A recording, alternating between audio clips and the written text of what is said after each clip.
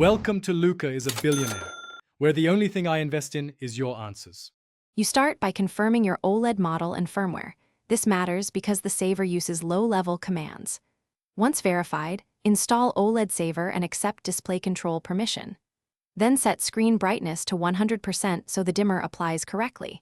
You're not configuring presets yet, you're establishing a clean baseline. Once done, open the app, choose the device from the list, and proceed to the next step without toggling other power-saving modes. You now set exact dimming parameters. Pick a target brightness between 0, 5, and 60% because OLED respond nonlinearly. Enable pixel shift to avoid static burn and lower refresh reduction only if your content tolerates it. Select the OLED-specific profile that matches your panel, then use the preview button to test for 10 to 30 seconds.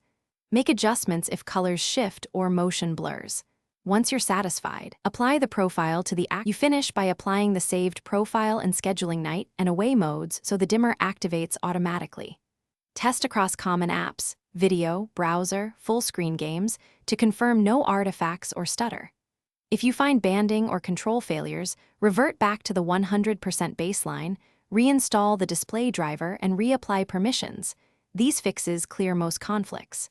If problems persist, capture a short video and contact support with model and firmware info, because they may need hardware level.